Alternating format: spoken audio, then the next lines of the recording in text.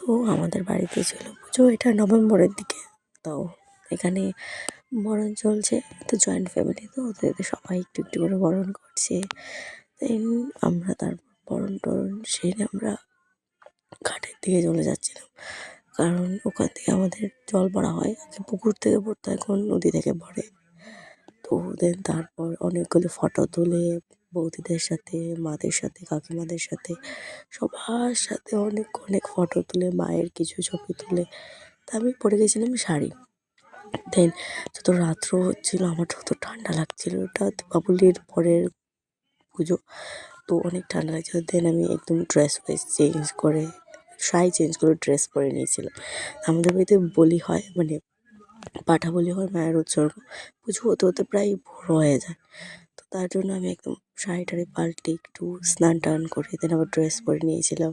Thank you for today's blog.